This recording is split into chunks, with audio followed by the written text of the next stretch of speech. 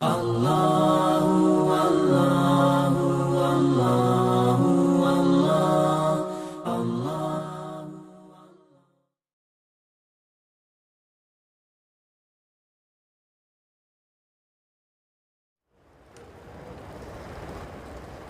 هذا صراطي مستقيما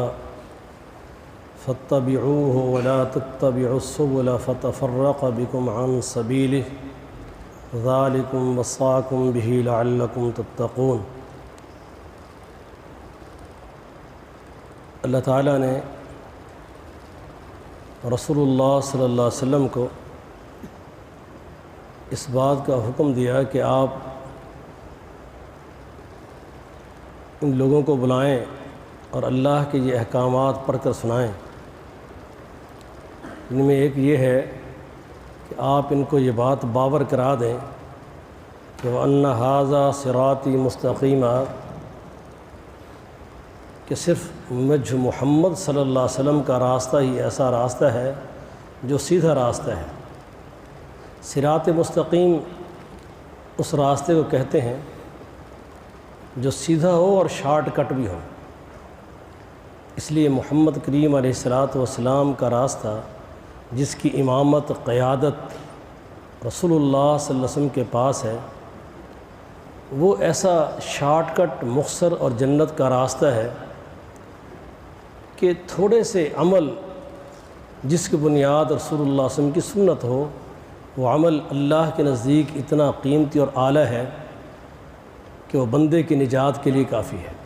فرمایا فاتبعوہ، اب پوری انسانیت پر لازم ہے کہ وہ اتباع کریں صرف محمد کریم علیہ السلام کے راستے کی، اس لیے کہ رسول اللہ صلی اللہ علیہ وسلم صراط مستقیم پر ہے، آپ صراط مستقیم کے امام ہیں۔ اس لیے جو شخص یہ چاہتا ہے کہ میں اللہ کی جنت میں چلا جاؤں تو اسی راستے پر رہے جس کی امامت نبی علیہ السلام کے پاس ہے۔ اللہ فرماتے ہیں فاتبعوہ، اس کی اتباع کرو، اس راستے کی جس پہ محمد کریم علیہ السلام ہے۔ ولا تتبعوا السبل فتفرق بکم عن سبیلہ، محمد کریم علیہ السلام کے راستے سے ہٹ کے دائیں بائیں جتنے بھی راستے ہیں،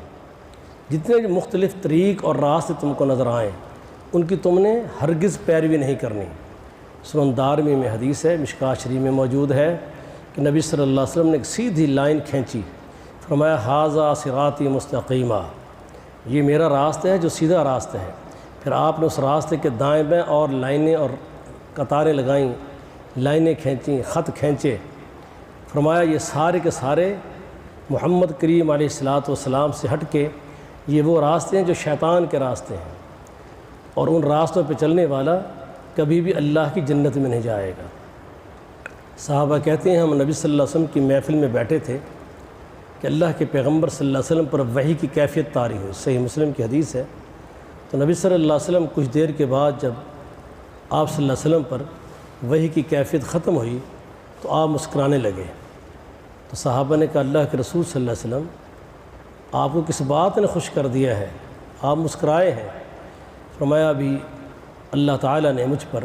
ایک صورت نازل کی ہے، اور وہ صورت ہے بسم اللہ الرحمن الرحیم انا اعطیناک الکوثر فصل لربک وانحر ان شانئک ھو الابتر۔ یہ وہ صورت ہے،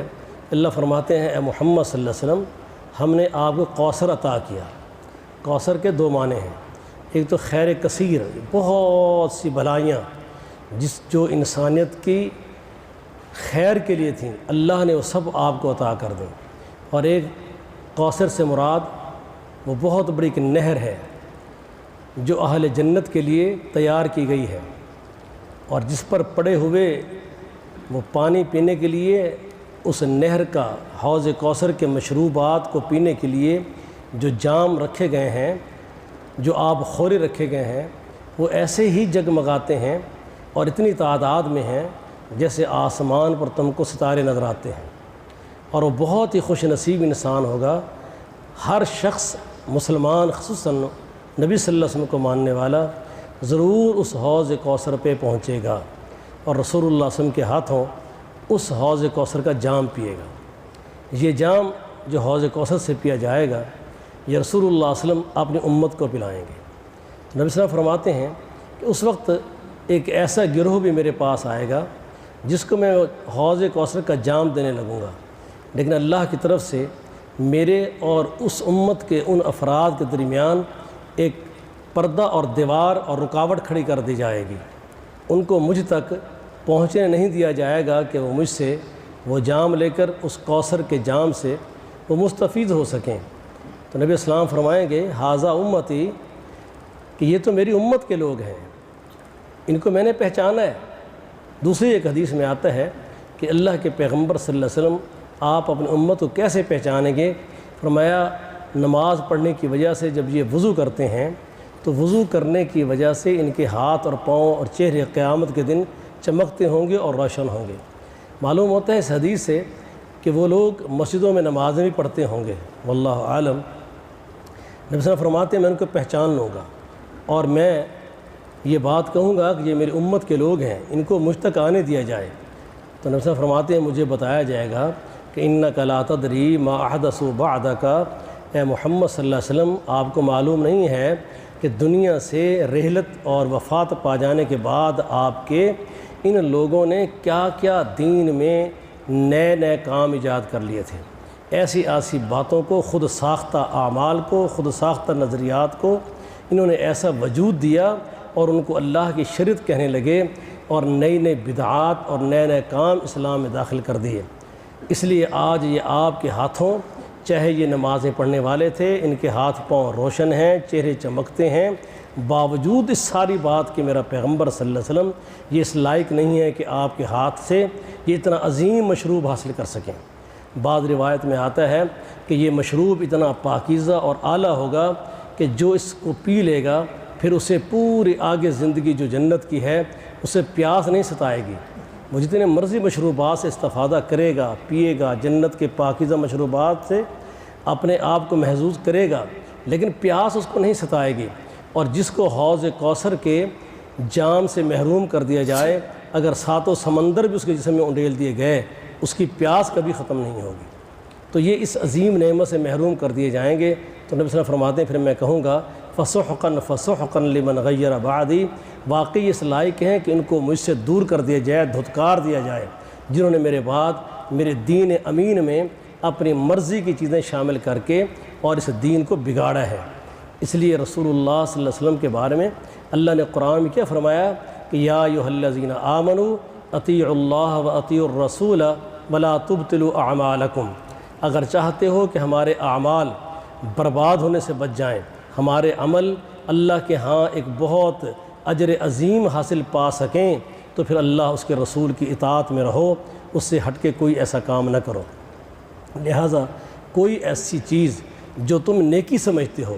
جو تم اللہ سے امید رکھتے ہو کہ میرا اللہ مجھ کو اس کا ثواب دے، تو پھر لازم ہے وہ نبی صلی اللہ علیہ وسلم کی تعلیم سے تمہیں ملے تو وہ عمل کرو، سنت سے ثابت ہو تو وہ عمل کرو، حدیث میں موجود ہو تو وہ عمل کرو، بصورت دیگر اس عمل کے قریب نہ جاؤ ورنہ وہ عمل برباد ہو جائیں گے۔ عاملۃ ناصبہ تصلیٰ نارا حامیہ،